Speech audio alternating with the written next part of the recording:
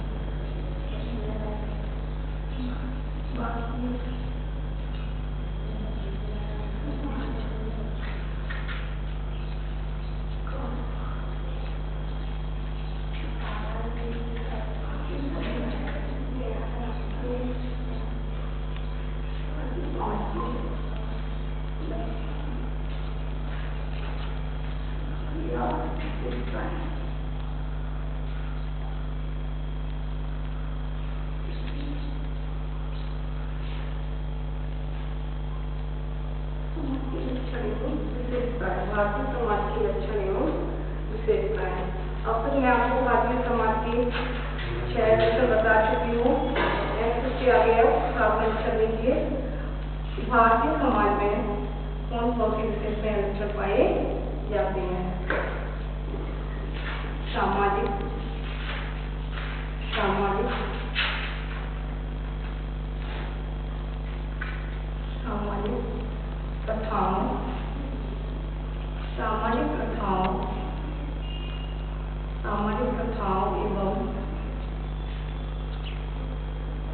प्रथाओं एवं परंपराओं की बहुलता। सामाजिक प्रथाओं एवं परंपराओं की बहुलता।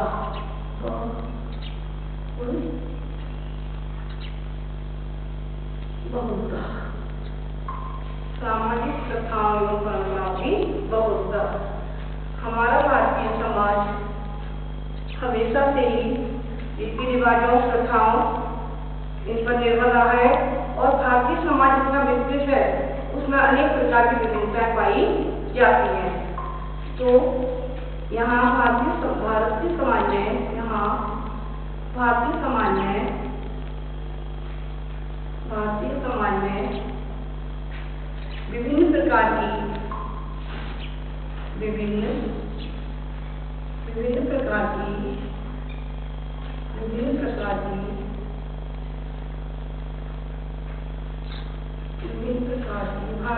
में विभिन्न प्रकार की प्रथाएं एवं रीति रिवाज पाए जाते हैं। विभिन्न प्रकार की प्रथाएं एवं रीति रिवाज पाए जाते हैं। विभिन्न प्रकार की प्रथाएं एवं रीति रिवाज पाए जाते हैं। इन्हीं रीति रिवाज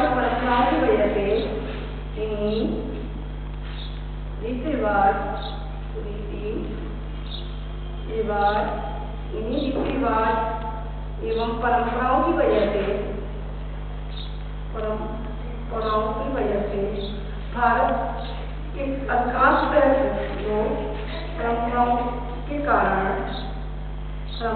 कारण इन्हीं रीति रिवाज एवं परंपराओं के कारण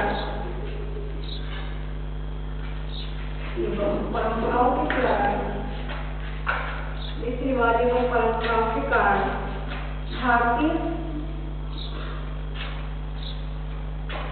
भारतीय लोग भाग्यवादिता का सहारा लेते हैं।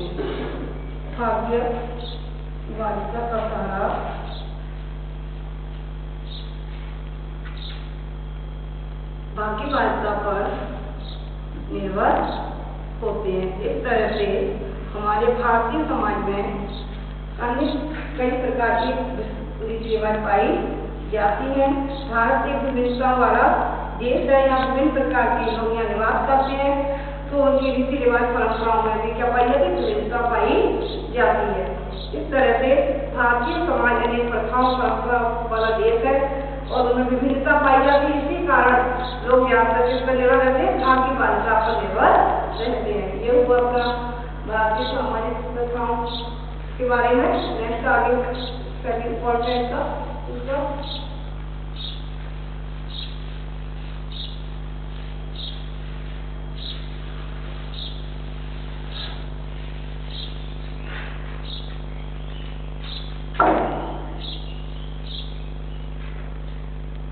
कर्म एवं पुनर्जन्म में विश्वास।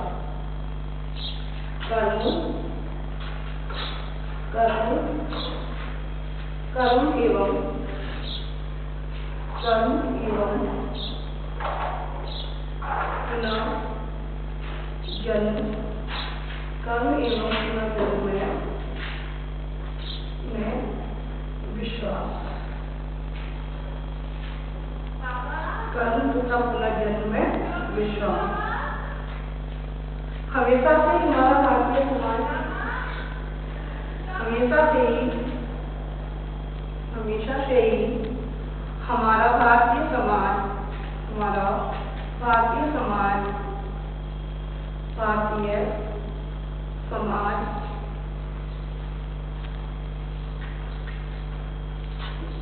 कर्म पर विश्वास करता है। हमेशा से हमारा भारतीय समाज कर्म पर विश्वास करता है। कहते हैं करता है कि व्यक्ति अपने जीवन में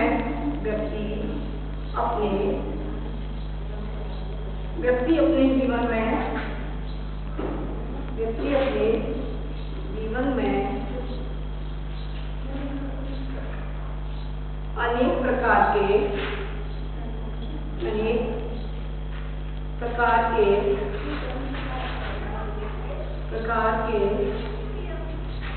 कर्म करता है।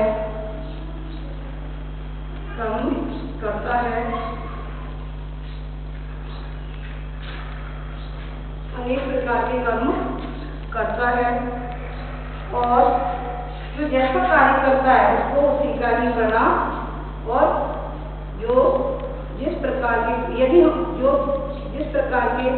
कर्म करते हैं, जिस प्रकार के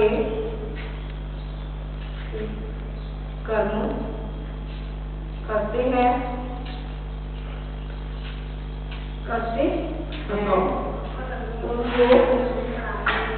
जो जिस प्रकार का कर्म करते हैं उनको उसी प्रकार का फल भोगना पड़ता है। कर्म करते हैं वैसा ही फल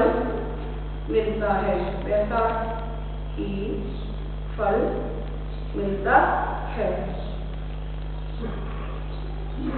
यदि व्यक्ति अच्छे कर्म करता है तो उसका परिणाम उसको अच्छा मिलता है, और खराब कर्म करता है तो उसका परिणाम उसे गलत मिलता है।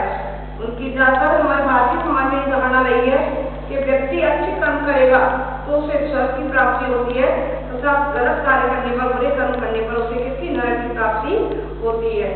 भारतीय समाज की एक विशेष विशेषता ये रही है कि ये हमेशा पुनर्जन्म में विश्वास करता है। पुनर्जन्म के लिए कहता है व्यक्ति, यदि हम यहाँ अच्छे कार्य करेंगे, अच्छे कर्म करते हैं तो हमें बार बार जन्म नहीं लेना पड़ता है, अतः पुनर्जन्म से उन्हें छुटकारा मिलता है। इस तरह से हमारे भारतीय समाज किस पर निर्भर है, कर्म एवं पुनर्जन्म में विश्वास रखता है। नेक्स्ट आगे का पॉइंट है अपना पुरुषार्थ।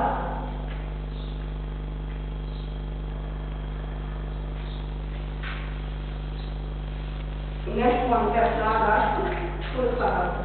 वो सामने देखिए,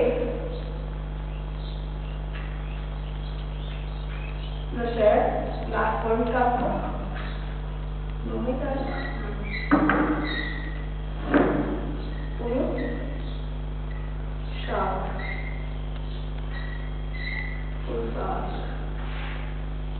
सभी जानते होंगे, जिस तरह से अपनी चार वर्ण हो गए, ब्राह्मण, क्षत्रिय, वैश्य और शूद्र, आपस में इसकी संख्या भी 4 बताइए।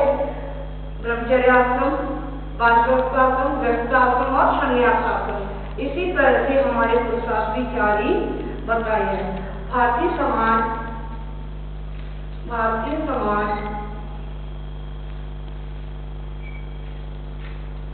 अपने जीवन को सुव्यवस्थित ढंग से चलाने के लिए सुव्यवस्थित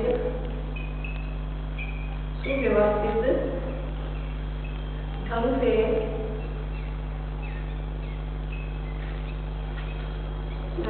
निर्वाह करने के लिए या व्यतीत करने के लिए, कुछ भी निर्वाह करने के लिए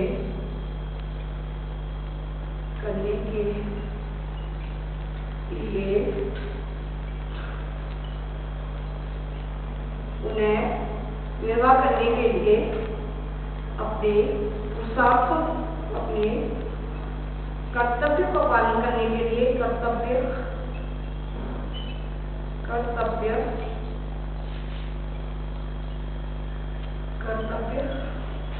का पालन करने के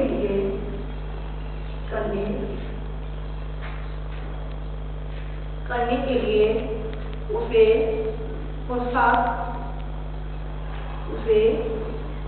इन चारों पुरुषार्थों का पालन करना चाहिए। चारों पुरुषार्थों का पालन करना चाहिए। 4 पुरुषार्थ कौन कौन से हैं सभी जानते होंगे अपना से।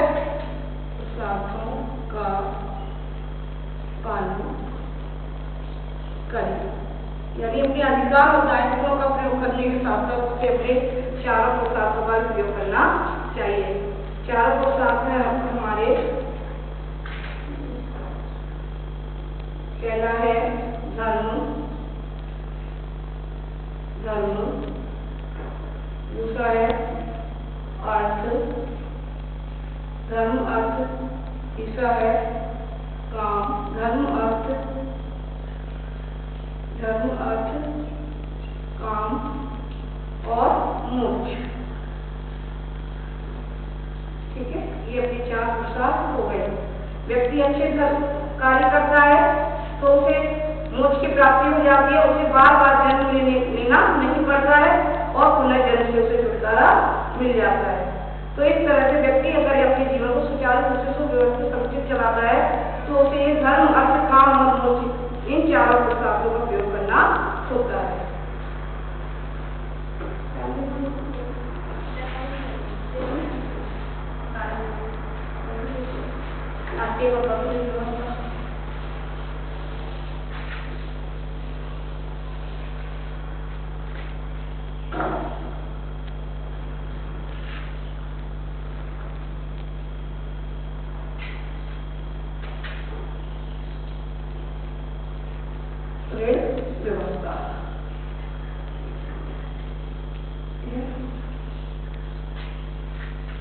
व्यवस्था मानव जीवन को सुचारू रूप से चलाने के लिए मानव जीवन को सुचारू रूप से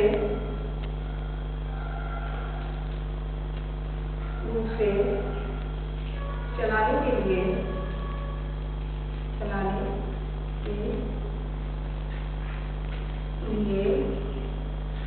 3 प्रकार के ऋण बताए हैं।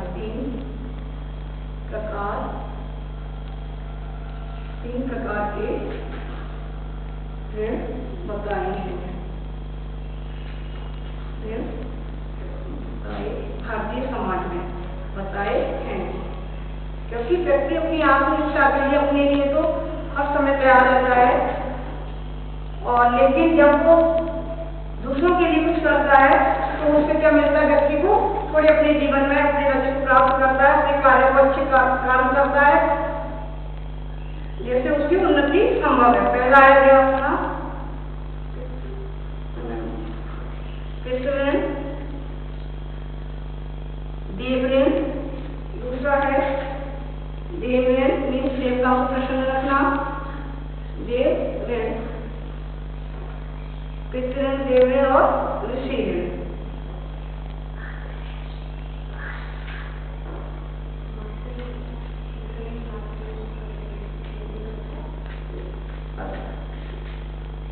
पितृ ऋण, देव ऋण और ऋषि ऋण। पितृ ऋण, देव ऋण और ऋषि ऋण, 3 ऋण बताए गए हैं। ठीक है,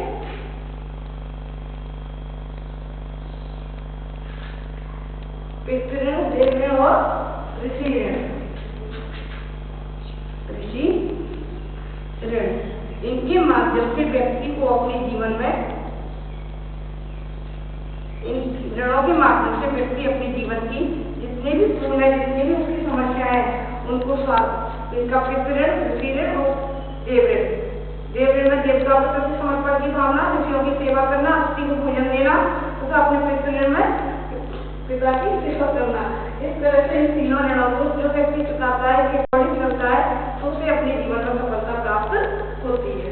ये हो गई आपके भारतीय समाज की रचना तथा मैं आपको कल बताऊंगी उपनिवेश।